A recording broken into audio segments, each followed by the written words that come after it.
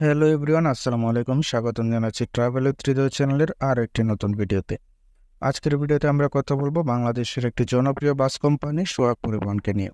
বলা হয় খাদ্যদ্রব্য, চিকিৎসা আর পরিবহন সংক্রান্ত ব্যবসাগুলো আর 10টা ব্যবসার মতো সেফ ব্যবসা নয়, এর সঙ্গে জড়িয়ে আছে জনসেবার একটি অন্তর্নিহিত স্পিরিটও।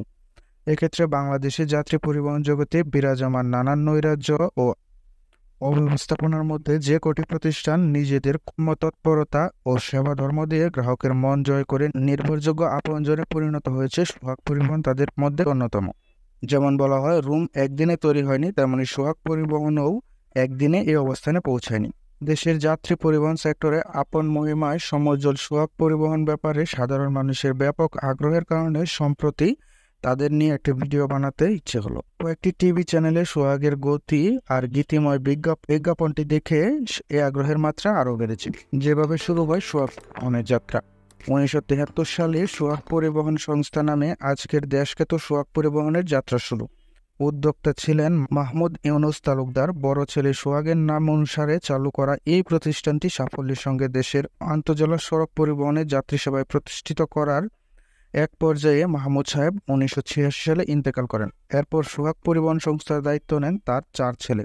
1987 সালে মেজো ছেলে ফারুক তালুকদার সোহেলের নেতৃত্বে সোহাগ নব উদ্যমে যাত্রা শুরু করে। বর্তমানে সোহাগ গ্রুপ নামে পরিচিত প্রতিষ্ঠানটির চেয়ারপারসন হচ্ছেন মরহুম মোহাম্মদ ইউনুস তালুকদারের স্ত্রী আনোয়ারা বেগম, আর ব্যবস্থাপনা পরিচালক হচ্ছেন মেজো ছেলে ফারুক তালুকদার সোহেল, আর বড় ছেলে সোহাগ ও বাকি 3 ভাই হচ্ছেন পরিচালক। 1992 সালের 2 ডিসেম্বর দেশের যাত্রী পরিবহন জগতের সনাতন ধারণার এক বিপ্লব ঘটান ফারুক সোহেল। শুরু হয় এই সবুজ শ্যামল বাংলার সড়কপথে সম্পূর্ণ এয়ার কন্ডিশন যাত্রীবাহী কোচের শোভাযাত্রা। কিন্তু সূচনাকালটা অনন্য, অনেক বৃহৎ ও যুগান্তকারী উদ্যোগের মতোই সহজ ছিল না। টেলিভিশন সহ অন্যান্য প্রচার মাধ্যমে ব্যাপক প্রচারণা চালিয়ে শুরু করার পর দেখা গেল যাত্রী পাওয়া যাচ্ছে না। তাই দেখা যাচ্ছে ট্রিপগুলো রওনা হচ্ছে অনেকটা যাত্রীহীনভাবে। ফারুক সোহেলের তখন মাথায় আকাশ ভেঙে পড়ার অবস্থা। তার মনে হলো মোটা অঙ্কের আনুষঙ্গিক খরচ সহ বিলাসবহুল এসব উচ্চ মূল্যের গাড়ি কিনে এনে কি ফেঁসে গেলাম, অন্যদের কাছে হাসির পাত্র হয়ে পড়ব। এই হতাশা আর পেরেশানির সময় ছেলের পাশে এগিয়ে এলেন মা আনোয়ারা বেগম। মহেয়সী এই নারী তার দ্বিধাগ্রস্ত পুত্রকে আশার বাণী শোনালেন। হাজারো বছর ধরে মানবের পথ চলায় এ ধরনের বিপর্যয়কর পরিবেশ একান্ত শুভাকাঙ্ক্ষীরা যে ঐশ্বরিক বাণীতে উদ্বুদ্ধ করেছেন দিগ্বিজয়ী যোদ্ধাদের। তাই শোনালেন তিনি ছেলেকে। বললেন, বাবা, দুঃখের দিনে ভেঙে পড়ো না, কাজ করে যাও, একদিন সফল তুমি হবেই। তুমি যা শুরু করেছো তাকে যদি শক্ত করে ধরে রাখো তাহলেই সফল হবে।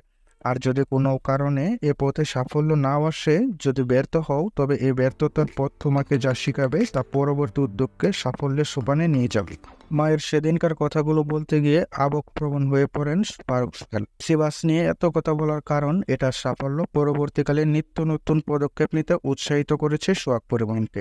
আগের প্রতিটি কাউন্টার আন্তর্জাতিক মানের যাত্রী সেবার উপযোগী করে গড়ে তোলা হচ্ছে। বেশ কয়েক বছর ধরে চালু হয়েছে অনলাইন টিকিট কাটার সুবিধা, যা দক্ষিণ এশিয়ার দেশগুলোর মধ্যে প্রথম। এই সুবিধার ফলে গ্রাহকরা নিজের সুবিধামতো স্থান থেকে ঝামেলা এড়িয়ে ইন্টারনেটে টিকিট বুকিং দিতে পারেন। একই সঙ্গে অন্য অনেক পরিবহনের মতো একই সিটে 2-3 জনের নাম বরাদ্দের ঝামেলা ও অপ্রীতিকর পরিস্থিতি পোহাতে হয় না যাত্রী সাধারণকে।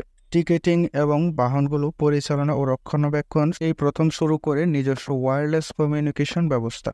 আন্তঃজেলা কোচে সনাতন পুরাতন সুপারভাইজার বা কন্ট্রাক্টর ব্যবস্থার আমূল পরিবর্তন করে শিক্ষিত ও মার্জিত গাইড পদ্ধতির প্রবর্তনেও তারাই পায়োনিয়র।